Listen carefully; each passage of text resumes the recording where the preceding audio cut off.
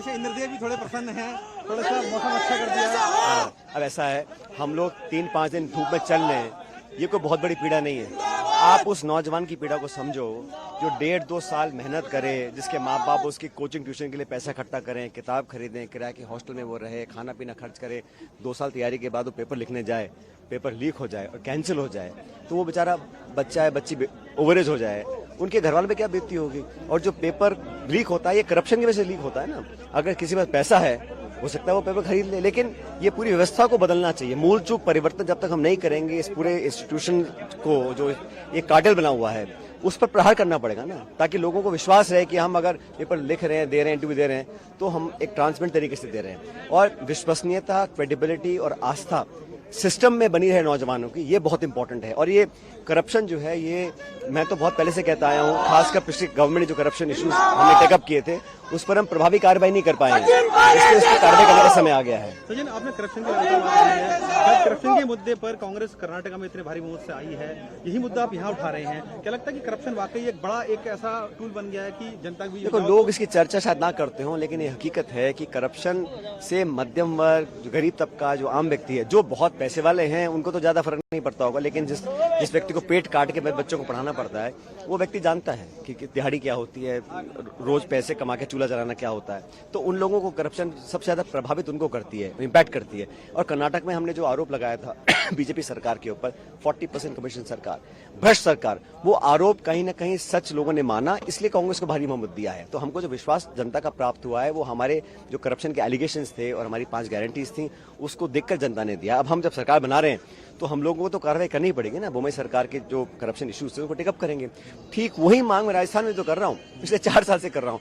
किसी कारणवश वो हम लोग उस पर कार्रवाई नहीं कर पाए हैं, उसके क्या कारण है मैं नहीं जानता हूं, लेकिन मैंने मेरी तरफ से, कुछ लोग कहेंगे कि आपने एकदम से क्यों किया, मैं 1.5 साल से आग्रह कर रहा हूं, चिट्ठी लिख रहा हूं, निवेदन कर रहा हूं, अनशन मैंने कर लिया, सारी मैंने पूरी कोशिश कर ली और अब मैं यात्रा निकाल रहा हूं। भाई, पब्लिक की आवाज सबको सुननी पड़ती है, तो इसलिए जन समर्थन हमको मिल रहा है क्योंकि हमारे इश्यूज इंपॉर्टेंट है। सचिन, आखिरी सवाल है कि कांग्रेस जीत कर आई है, वहाँ उन्होंने ये कहा है कि वहाँ कांग्रेस एकजुट थी और तमाम जो नेता थे वहाँ पर भी इंटरफेयर काफी थे, लेकिन सबको कांग्रेस ने एकजुट किया।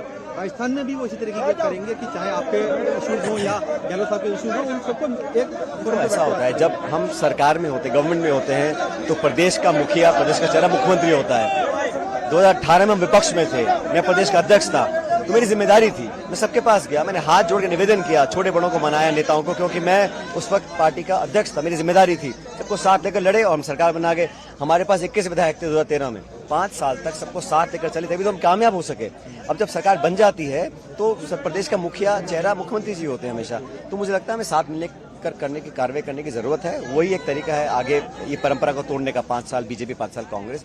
लेकिन जो इश्यूज हैं, जो हमने अपने मुंह से वादे किए लोगों को, मैंने भी किए, गहलोत साहब ने भी किए हैं, और सुंदर जी पे आरोप लगाए ना हमने, खान घोटाला, बजरी घोटाला, लैंड घोटाला, शराब माफिया, सदन के अंदर लगाए हैं, हर पब्लिक मीटिंग में लगाए, प्रेस कॉन्फ्रेंस में लगाए हैं। अब 4.5 साल बाद हम कार्रवाई नहीं करेंगे तो जनता के बाद जब वोट लेने जाएंगे क्या बोलेंगे हम? तो मेरा तो बड़ा सिंपल सा निवेदन है, मैंने कभी किसी के खिलाफ कुछ नहीं बोला, मैंने कभी किसी को गाली नहीं दी, कभी आरोप नहीं लगाया, कभी अपशब्द का प्रयोग नहीं किया, संयम और सीमित भाषा में हर एक का इशू को रखा है। तो आपके ऊपर काफी एलिगेशन लगे हैं सर। वो तो क्यों लग रहे हैं? आप समझो ना, मैं इशू उठा रहा हूँ करप्शन का, मैं इशू उठा रहा हूँ पेपर लीक का, 3 साल तक नहीं लगा किसी ने भी। तो एलिगेशन लगाना बड़ा आसान बात है ना। कल को मैं एलिगेशन लगा सकता हूँ आपके ऊपर, आप 5,000 करोड़ रुपए खा गए, उसका तो कोई तर्क नहीं है। एलिगेशन लगाने में कोई खर्च किसी का होता नहीं है, लेकिन एलिगेशन लोग देखते हैं आपके एक्शंस क्या हैं। और 25 साल से इस प्रदेश में जो हो रहा है हम सब देख रहे हैं, 5 साल बीजेपी, 5 साल कांग्रेस, ऐसा क्यों? तो लोगों में हमारे विरोधी भ्रम फैला सकते हैं कि हो सकता है कुछ अंडरस्टैंडिंग हो। अगर हमको वोट लेना है जनता का दोबारा से, तो हमको प्रूव करना पड़ेगा कि हमारी अंडरस्टैंडिंग नहीं है। मैंने कभी ऐसा कहा ही नहीं है। अब लोग बेवजह सफाई दे रहे हैं, उसका तो मैं क्या कर सकता हूं? आप मानते हैं अंडरस्टैंडिंग पूरी तरीके से सरकार के साथ? मैं तो समझता हूं हमारे इश्यूज इंपॉर्टेंट है और पब्लिक की आवाज को सबको सुनना चाहिए। धन्यवाद।